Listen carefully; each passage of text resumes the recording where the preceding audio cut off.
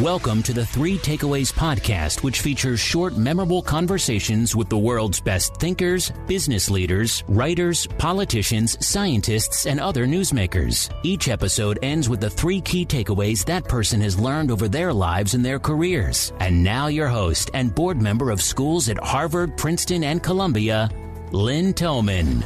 Hi, everybody. It's Lynn Tillman. Welcome to another episode. Today, I'm excited to be here with Eric Schmidt, former CEO of Google, founder of Schmidt Futures, and host of the new podcast, Reimagine. Eric's going to talk about how tech and artificial intelligence are going to transform our world, and also what he's doing now with Schmidt Futures and his new podcast, Reimagine, to make the world better after COVID. Welcome, Eric, and thank you so much for our conversation today. Thanks, Lynn. I've known you for a long time, and I'm really impressed with what you've done. As I am with you. And in fact, before we start our conversation, I'd also like to say thank you, Eric, for all you've done building Google as CEO from a startup to be the search firm it is today. Without search, which Google pioneered, our computers would essentially be useless. Search forms the backbone of the internet. It's what makes it possible for us to work from home on the web, to stay connected to other people through LinkedIn, Facebook, and Zoom, to entertain ourselves using streaming services like Netflix, and to find and purchase food and other items from Amazon, Walmart, and elsewhere. So thank you, Eric, for all you did building Google. Well, thank you. And all I can tell you is, can you imagine having a pandemic without Google, Amazon, and all of the other tech companies and the services they provide? Imagine if we couldn't do Zoom. Imagine if we didn't have this kind of connectivity. How would we get through it? What must 1918 have been like? I can't imagine. I cannot imagine what 2020 would be like without all of those great web companies and services. And it was just over 10 years ago, in 2007, that the first iPhone came out. It's hard to imagine that cell phones, email, and texting have only come into widespread use in the last 10 or so years. Eric, you're very involved with artificial intelligence, with companies you founded, companies you advise, and as chairman of the U.S. National Security Commission for Artificial Intelligence. What lies ahead with AI? How will AI and technology change our lives going forward? Most people think that AI is the killer robot, who's inevitably female, by the way, taking it out on the male inventor who was evil in some complicated way, because that's what we see in the movies. It's not going to happen, certainly not in our lifetimes. What will happen is the systems that we use are going to get smarter and smarter and smarter. And smarter meaning making recommendations, giving you advice, trying to give you insights. Conversation, for example, will become routine. And the conversational developments that have happened in the last year or two are really extraordinary. The ability for computers to understand language enough to be able to answer basic questions, to be able to have a reasonably intelligent discussion about something is the first part of the next set of breakthroughs. And what is the next part after that? Many people debate what happens after conversation. There's a large number of scientists who believe that the right thing will happen is that aggregate data knowledge will occur. In other words, that the building blocks of how we learn and so forth will occur. There are other people who are more skeptical and think that we need other breakthroughs in the algorithms of AI before we can even replicate what a child can do by age 2 or 3. So there is not agreement on it. What there is agreement on is that AI is transformative for pretty much every field. I'll give you an example. You're a physicist and you wake up in the morning and you have some ideas and you go to sleep, having dinner. Well, what you could do as you go to sleep is you could say to the computer, I want you to read everything in my area of physics and tell me something I don't know that's consistent with this insight. And then the next morning, you wake up and you go, oh my God, the computer saw a pattern that humans didn't see. What does that mean for my theory? So the real activity of AI is not going to be the AI, sort of interfering, but rather the collaboration between people trying to solve a problem, whether it's a social problem or a research problem or a fun problem, and they're going to actually solve it in a new way. So AI involves computers analyzing hundreds of millions of pieces of data in fractions of a second. and making recommendations or giving advice or making decisions based on algorithms that humans won't be able to understand. How do we oversee AI to make sure it's only used for good? Well, there's a whole field now around AI ethics. And the rough presentation of their view is that you want to establish some basic principles about AI ethics. And the first is that the AI does what it's supposed to do. In other words, it does what the inventors and developers did as opposed to something else, and puts some bounds on its ability to learn and solve things and so forth. In other words, that the intent is what the creator intended. And the second one has to do with algorithmic bias. So one of the observations about people is that we accept bias that humans have. We criticize it, but it's there. So if you train a computer to mimic what humans do, guess what? You get a system that has bias. And there are famous examples where computers came up with a bias against a woman or a minority or something, which was clearly inappropriate. It didn't do it on its own. It did it because the data had the bias inside of it. So researchers are looking to how to filter, if you will, the training data and the algorithms to make sure that there is not inherent bias in the decisions. Synthetic biology, the intersection of computers and life sciences, is another area of interest from you. And you're a founder of at least one company that I know of in synthetic biology. Where is synthetic biology going? What do you see next? When you hear about synthetic biology, again, you think of, oh my God, we're creating new organisms. God knows what they'll do. But in practice, synthetic biology is quite different. Synthetic biology broadly is the manipulation of living systems to improve them in some complicated way. And there's tremendous interest now in synthetic biology being used to improve industrial processes, material processes, agricultural chemicals, those sorts of things, to get rid of the bad stuff, the bad part of these life forms, if you will, and only get the good part, make them more effective, have them have less collateral damage, et cetera. There's evidence that synthetic biology will apply to, as I mentioned, chemicals that are broadly used in the industrial processes, in the food processes, in everything that we do. This synthetic biology revolution is a chemistry revolution, and it's also a business model revolution because it's a new set of companies which have very high valuations because people realize that when this new substance is inserted, just like with technology that I'm used to, it has a huge downstream effect on the economics of the business, almost all positive.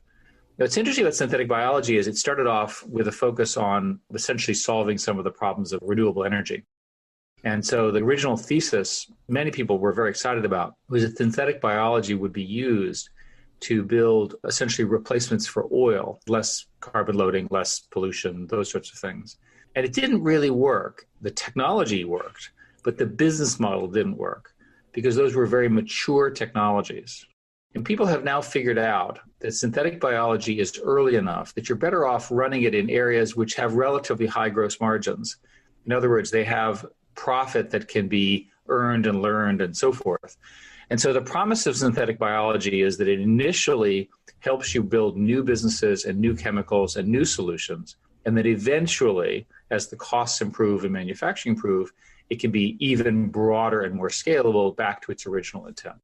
So making it a little more concrete, how will it change drug discovery, for example? The combination of synthetic biology and AI is extremely powerful. So one way to think about drug discovery, again, is the chemists wake up in the morning and they try 5 compounds, none of which work, and they go have dinner and go to sleep. And then the next morning they try 5 others. Well, you can automate that using AI to look for targets.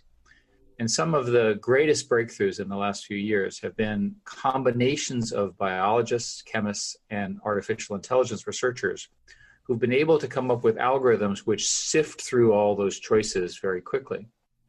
The same principle applies to synthetic biology because you're dealing with life forms. And so you have many different choices of how to put something together. The combinatorics become very complicated. And so to the degree that we can allow the development cycle to be more precise, or at least eliminate false choices and narrow the search space, it makes the discovery process far more efficient. So looking at some of the hot topics today, one of them is information and privacy. What information is out there and available on each one of us? Well, let's think about yourself. You have a mobile phone. The mobile phone knows where you are and tells that to the telco. That's accepted for security and safety purposes. The mobile phone also remembers your various activities and stores a log of all of its activities. The mobile phone manufacturers have various rules about how much of that data is stored on the phone and sent to servers. But in theory, that information could be sent to the servers and used. In China, all of that information is sent to the servers and is available to the government. In the West, there are restrictions on that, and both Apple and Google have announced that they don't keep that data for various reasons. If you go to the application level, each of the apps has a record of the things that you've done. So, for example, Google keeps a record of your search history, but under agreements with various governments, that information is kept for specific periods of time. So the compromise around privacy seems to be that the information is retained in the digital system for a while in case you turn out to be a criminal, which of course we're not. But in theory, if you were, the government could use a search warrant, at least in the West, and get that information. I think that's the stable outcome here, because I don't think people want no record at all, because then how would you discover a terrorist act? But people are very concerned about long-term implications of the storage, and they want this information eliminated. One more point. There's a great deal of computer science research that indicates that you cannot successfully de-identify data. In other words, if I give you the data and you take my name off, you can eventually figure out who it was because you can correlate that with other life patterns. So it looks to us, at least to me, that you should have a restriction on the amount of time the data is kept. Another hot topic now is oversight. And how should we think about overseeing big digital companies like Facebook, Amazon, and others? I mean, as you know, Facebook has more than double the number of users that live in China and almost 10 times as many in the US. So some of these companies have just gotten so large. So there's much discussion about how should we oversee them. What do you think? So first, I would say that every company that is named in these situations is under many, many different laws already. So there are laws about privacy. There are laws about commerce. There are laws about what data can be released and where. And every company is struggling with the difference in laws. Usually the laws in the EU are the most restrictive, and the laws in Asia, and in particular China, are the least restrictive if you're able to operate. Of course, China may not allow you to operate anyway. And so there are complicated negotiations between the governments and these companies. And that's, I think, where we are. The industry would like self-regulation for obvious reasons. And my guess is that the self-regulation will work until a big mistake happens. And so at that point, there'll be enormous political pressure to regulate whatever mistake occurred. And I think that's the likely cycle. I don't think that the regulation should be a priori. And the reason is it's extremely difficult to anticipate where the technology will go. And premature regulation, which is what people love to talk about, could forestall a technological solution that was better. So I'm always in favor of, okay, we had a problem, who screwed up, and did they admit it, and how are they going to fix it, et cetera. The most obvious one being the interference in the 2016 elections, which was widespread in the EU and in the United States. That needs to stop. How do you think about calls to break up some of the big companies? One of the questions is, why are these companies so big? And it's unfortunate for the people who are arguing for the breakups is they're big because they're useful when they're bigger. So it's fundamentally easier for a consumer to see a global view and get access to that. And for many, many reasons, these are network effect companies where there tends to be one singular winner that's a global platform. So that explains Facebook, et cetera. There are some exceptions. So when you think about breaking up, you want to think about what is the objective you have. So I'll give you an example. Senator Warren, when she was a candidate, argued, among other things, to break up the Apple App Store from the iPhone. And on first blush, you say, well, Apple's a very big company. It's the most valuable company in the world. Maybe that makes sense. So the App Store subsidizes the iPhone. So the result of breaking them out would be that the iPhone price would go up. And would the App Store price go down by the same amount? Probably not. So that's probably a price increase, I'm guessing now. And then the App Store in Apple model, and I'm using Apple because it's easy for me to talk about a company I'm not so close to. So then what happens is that the App Store is unbundled, but you're going to want the security and safety of an App Store. And wouldn't you continue to use that one? So in other words, when you think through the breakup, you may not get the benefits that you think you are. And so my long experience dealing with EU regulators is to say that when you start, you need to say what you're really trying to do. And you need to come up with a regulatory outcome that will in fact generate it. So here's an example. You don't like Apple, block them. Okay, well that will work. But now you're denying your citizens, again, this is a rhetorical point, so don't get the wrong point here. So now you're denying citizens that extraordinary innovation of Apple. So I push back pretty hard on the breakup scenarios because I think the questions are ill-formed. In thinking about regulation and governments, China looms very large. How important a market is China, and what are they doing now? So China is an extraordinarily impressive computer market. And there are areas in China where China is well ahead of the West. They're clearly ahead in face recognition. No one disputes that. Their face recognition and gate following and so forth is far better than any other country because they've invested so much in it for the obvious reasons. They're also very far ahead in electronic commerce. So last time I was in China, one of my friends explained he had not used cash for 2 years. That was how pervasive the use of, in this case, Alipay, and I guess it's WePay, are. And they have mini apps inside of WeChat, which allow you to have some level of interaction between the phone and the vendor, which is pretty powerful in terms of what you can do. The system is such that China has unified security, identity, the phone, and the payment system, and your presence where you are into one solution. Such a solution would be completely unacceptable in the West because of the obvious privacy issues, which are very long. So I'm not advocating for that. But I'm saying with respect that China has managed in its own society to solve the problem in a way that's well ahead of what's been possible in the West.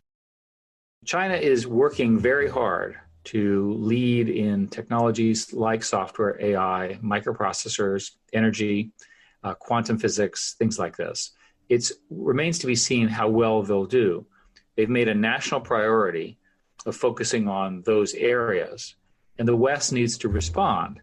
And the best response is not for us to block China, right? It's for us to compete, for us to invest more in synthetic biology, more in software, more in AI, provide the new solutions, provide the better solutions, be the innovator. That's the historic strong point for the West, and in particular for America. How do you see our actions toward China? Many of the actions that we have taken as a country appear to me to be defensive or reactive, and they lack a context. And I'm concerned that the decoupling of China is a one-way street that eventually leads to confusion and national security danger to the country. My personal view, which is just my personal view of China, is that it's better to treat China as a rivalry partner. They are clearly a rival, and they're clearly partners. They're rivals in the areas of competition that I'm describing. They're rivals over some national security issue, but they are in fact partners over trade, certain areas where they're a very important commodity supplier for America. They're our largest trading partner, and they're also our biggest strategic competitor. And they are to be taken seriously. They're not like the Soviet Union, who are economically weak and poorly run. China, for its objectives, is well run against the strategy that they've set out, at least for the moment. The debate of what happens to the future of China is all over the map. Many China scholars believe that China has endemic problems which will lead to its failure in the next 10 to 15 years. But the last 10 to 15 years of hypergrowth in China indicates to me that they've still got some oomph left, that they still have some energy. In particular, in our AI commission, we've studied and released information that indicates that China is investing very, very rapidly in the key areas that I'm describing, and in particular in AI. What is our answer? We need more money. We need more people. We need to keep the really smart foreign graduate students that we're busy kicking out of our country. We need to keep them in America. We need to make them citizens. They need to found companies. They need to pay taxes in the United States. The American model of innovation has got us this extraordinary plan where the 5 top companies in the United States are tech companies. Right? We want to continue that. Maybe different companies, but we want it to be America. And by the way, in China, the 3 most valuable companies are tech companies. That's the race right now. Let's talk about COVID. You're leading a task force for New York's Governor Cuomo on COVID. And you've also just started a podcast called Reimagine on COVID and reimagining the world post-COVID. Let's start with, what do you think the world will look like post-COVID? How will it be different? The pandemic has brought to light the structural failures and problems in all of our governments. China, where the virus first emerged, appears to have understated the extent of the outbreak in the first few months to an alarming degree. The American response is so poor in aggregate that it's hard to describe. Very few countries have escaped the impact of the pandemic in terms of the death rates, the increase in inequality, and in particular, the impact on the less fortunate. We should not be proud of our global or national response to COVID. We should ask ourselves, why could we not do this better?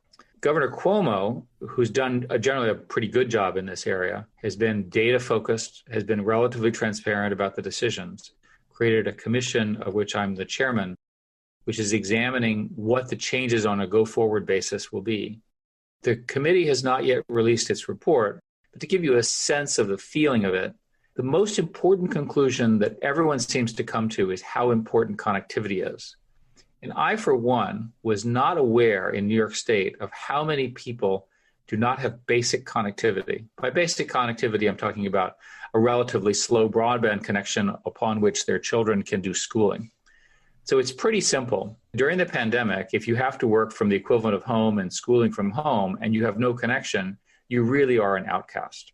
The governor has also prioritized telehealth for obvious reasons. Telehealth used to be slow and people were sort of uncomfortable with it. Now, the majority of people are using telehealth and it's working well. Adopting that will help everyone for obvious reasons. And the third that we've taken as a priority is the question of worker retraining and how we work. It's pretty clear that the pandemic will result in structural changes in the labor force. And the best thing to do for people who are affected, of which there are unfortunately many, will be to give them both retraining opportunities, but also just job opportunities. What are the jobs that are available to me now that the current job is gone? I don't think we're done with the layoffs and the restructuring due to the pandemic, unless there's a significant new stimulus package, which again is temporary. The damage, especially to women and to people of color, people who serve us essentially in one way or the other, the people who live in more crowded homes, they don't have control over where they work, and then they lose their jobs, they live hand to mouth. Many, many of our fellow citizens are affected by this. We have to figure out a way to help them. How do you think that cities and businesses will change? What will they be like post-COVID? You know, in January of this year, the United States had the lowest unemployment it's had in 50 years. And our cities were thriving. People were moving from rural to middle American cities to the big cities, property values going way up, all of that. That was only 6 or 7 months ago. We've almost forgotten that that was our going assumption. The underlying assumptions of cities is that density matters, and in particular, productivity is higher. My guess is that cities will return, because they always have in the past, but with some different assumptions. The economics will be different. Prices will be different.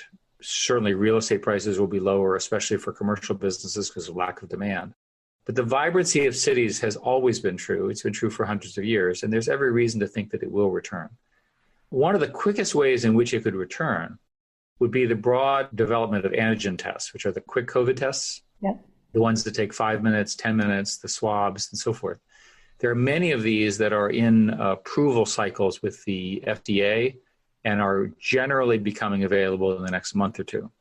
So you want to imagine a scenario where you have a tall building that's empty. The people would like to go there. The employer would like to bring them there. They're more productive probably at work in many cases, but they don't want to for safety right now.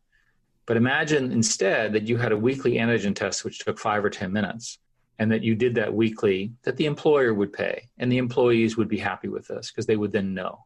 Ubiquitous and broad testing really does allow you to have as normal a life as possible during what it will be a lengthy pandemic. Universities that have implemented once or twice a week testing seem to be able to keep the outbreaks under control. Now, universities are special cases because they're like ships on the ocean. But from the standpoint of the data, it looks like a weekly test regime will work well enough that you'll be able to spot an outbreak, and in particular, spot an employee who does not know that they've been infected. It's not foolproof. That may be the eventual solution. Those tests are becoming available in the next few months.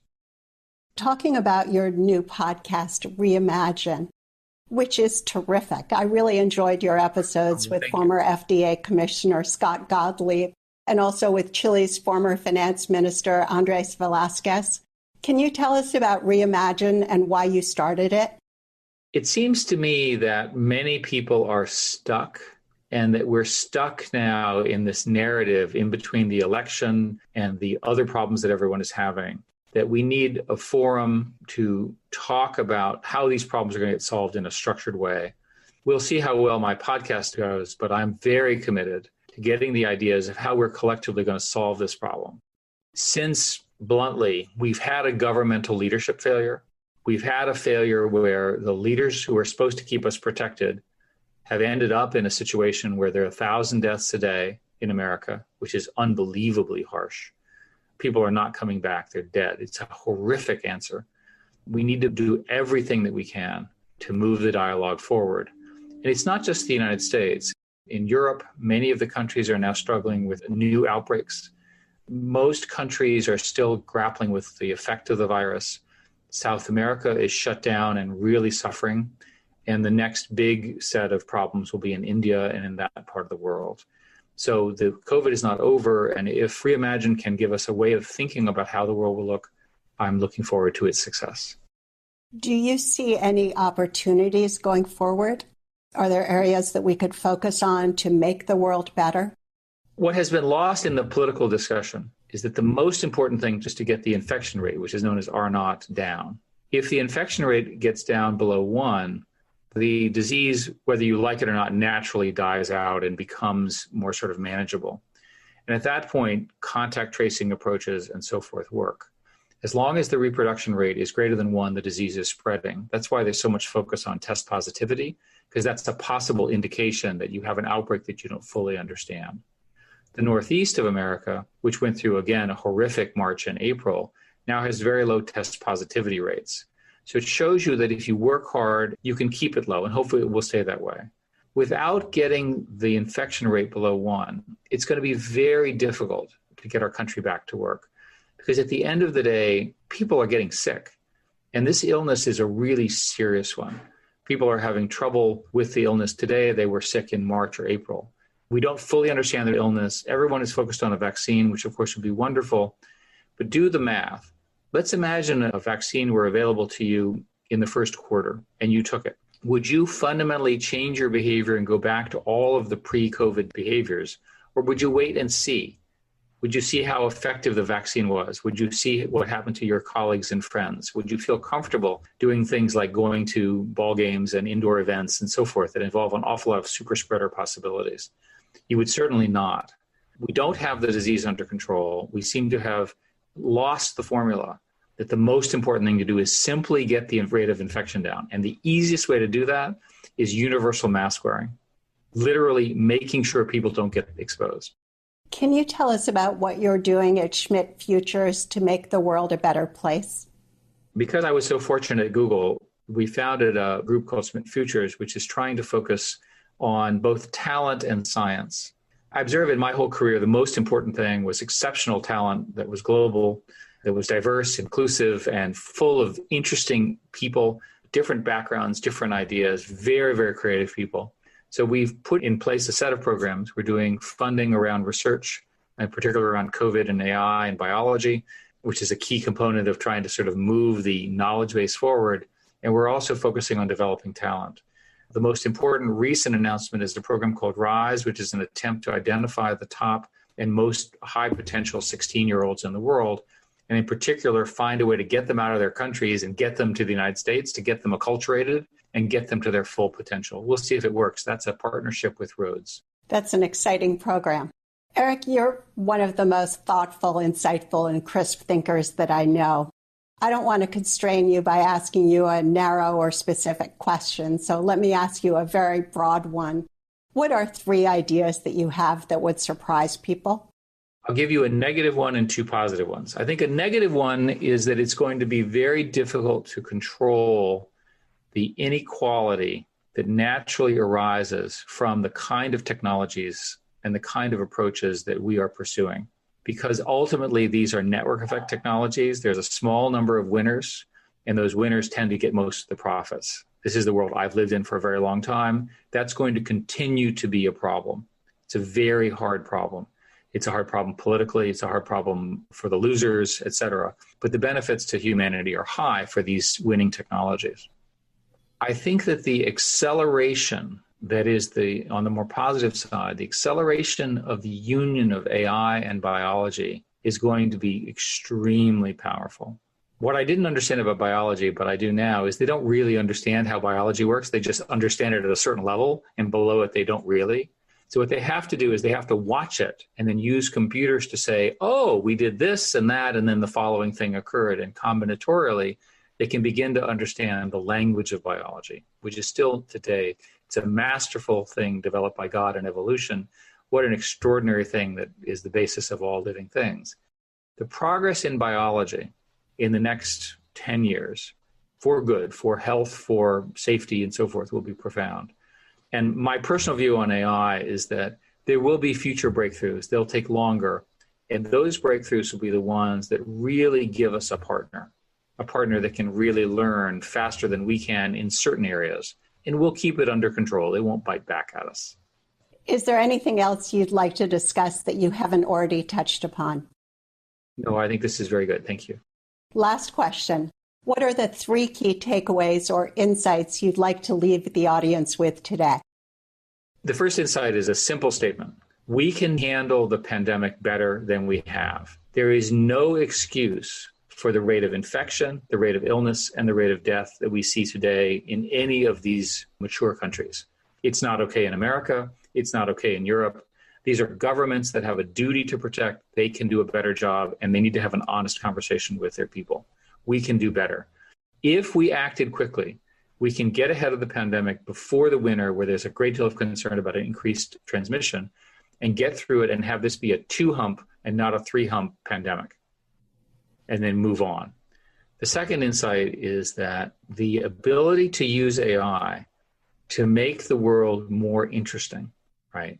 To make knowledge more available, to improve learning, to build systems, for example, that follow the way you learn and entertain you and educate you at the same time, is beginning. And the third point is that we're just at the beginning of the next wave of entrepreneurs. We highlighted, for example, the biology ones, but there are plenty. And there's a new generation that's almost 2 generations younger than me now that are just coming out of school that have extraordinary ideas of how to combine these things. And they move even quicker than their predecessor generations.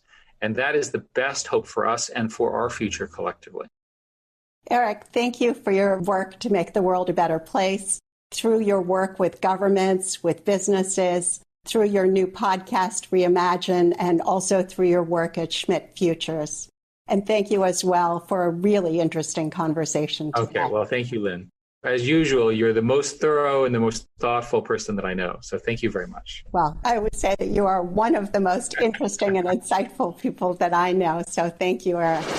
If you enjoyed today's episode and would like to receive the show notes or get new fresh weekly episodes, be sure to sign up for our newsletter at 3takeaways.com or follow us on Instagram, Twitter, and Facebook. Note that 3takeaways.com is with the number 3. 3 is not spelled out. See you soon at 3takeaways.com.